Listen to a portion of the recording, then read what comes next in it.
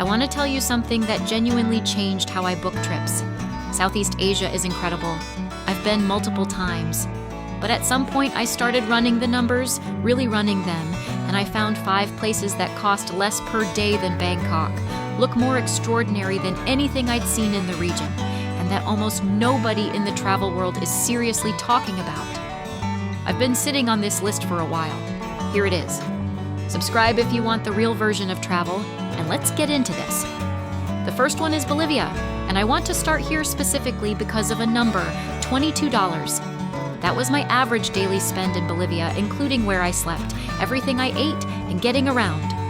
$22. I was paying more than that for breakfast in Singapore. Here is the thing about Bolivia that travel content consistently undersells. It is one of the strangest and most beautiful places on Earth, and nobody thinks of it as a destination in the same breath as Thailand. The Salar de Uyuni is the world's largest salt flat. When there's a thin layer of water on the surface, which happens in the rainy season between November and April, the sky reflects so perfectly that the horizon disappears. You can't tell where the ground ends and the sky begins. I have seen a lot of things in a lot of countries. I have never seen anything that makes you feel as small and as insignificant, in the best possible way, as standing in the middle of the Salar at sunrise. La Paz sits at 3,600 meters above sea level, the highest capital city in the world, in a crater of a valley, ringed by snow-capped Andes peaks. There are cable cars that cross above the city like a commuter line. A cable car ride costs 50 cents and gives you a view of the whole city that most places would charge $25 for a tower ticket to see. A guest house in La Paz, $10 to $18. A full meal at a local market, $2 to $4. The Salar Day Tour, including transport and accommodation, $25 to $35 total. Bolivia is not on most people's radar as a budget destination. That is entirely your advantage. Number 2 is one I feel slightly embarrassed took me as long as it did to properly understand: Mexico City. I think most people, when they hear Mexico travel, picture a beach. Cancun, Tulum, Playa del Carmen.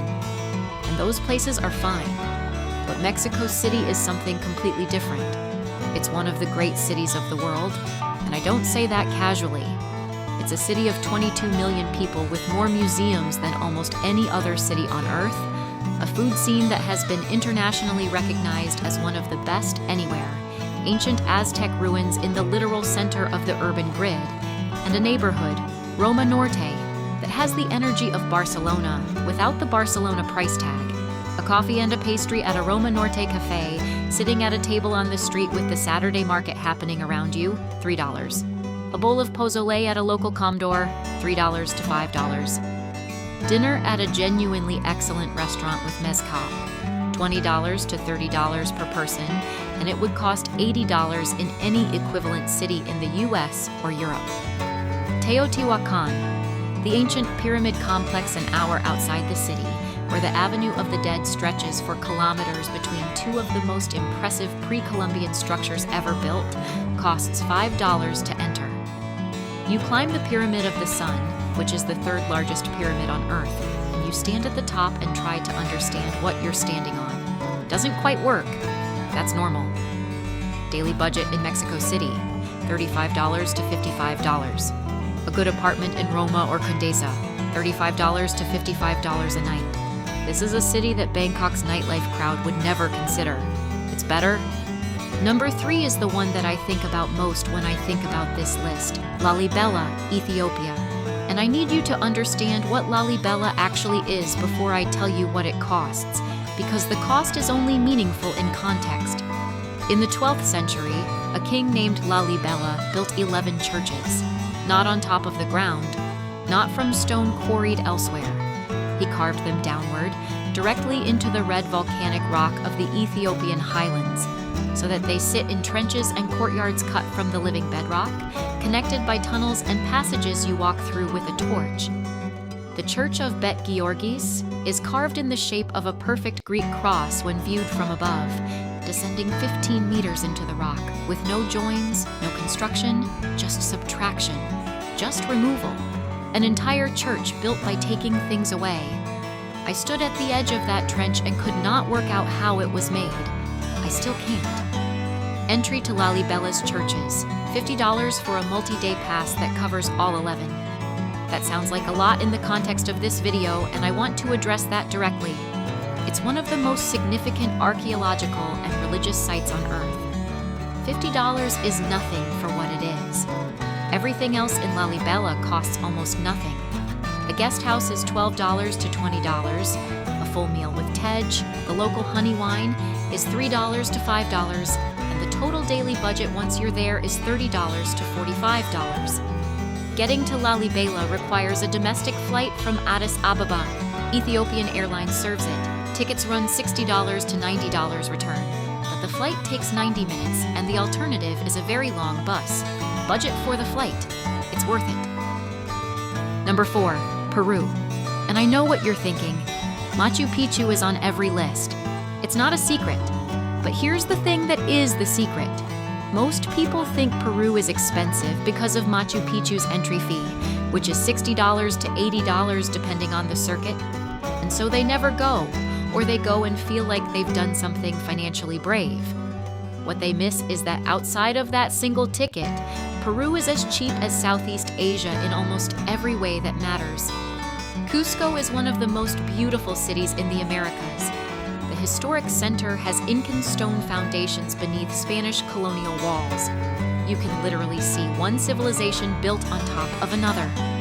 A room in a good guest house in Cusco, $15 to $30.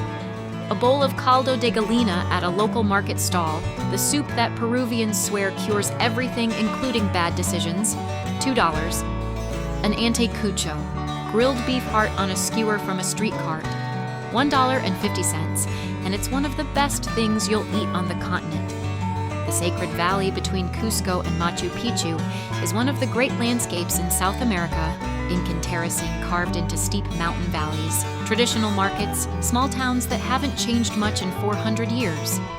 Minibus between sacred valley towns, $1 to $3. A guided hike to Incan ruins above the valley, $15 to $25 including the guide.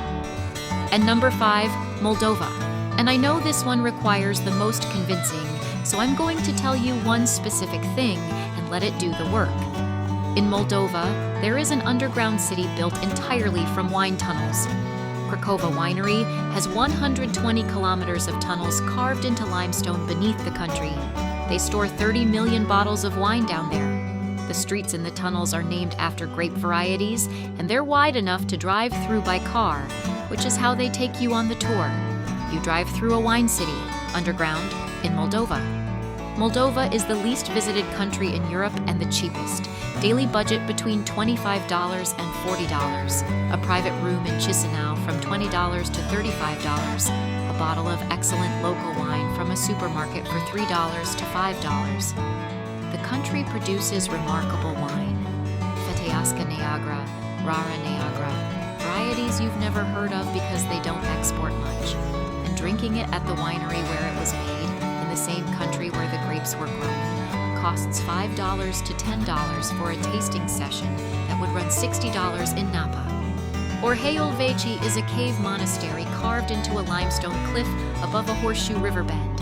Monks have lived in that cliff face since the 13th century, some still do, and you reach it by Marshrutka minibus from Chisinau for $1.50. The view from the top of the cliff at sunset, over the river below and the Moldovan countryside beyond, is one of those moments that arrives without warning and stays with you far longer than the more famous ones. Nobody comes to Moldova. That's why it still costs $25 a day and still has things that feel genuinely undiscovered. Go before the world catches up. 5 places, all of them cheaper than Thailand on a daily budget. All of them with something that the mainstream travel world has somehow left alone.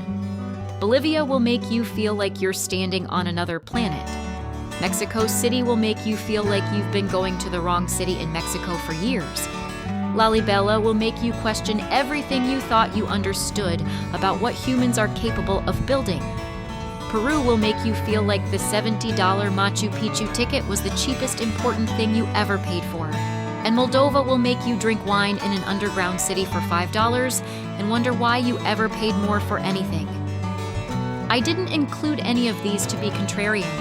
I included them because they're better, in the specific ways that matter to me, than the places I used to default to, and they cost less while being better, which is a combination that should happen more often than it does.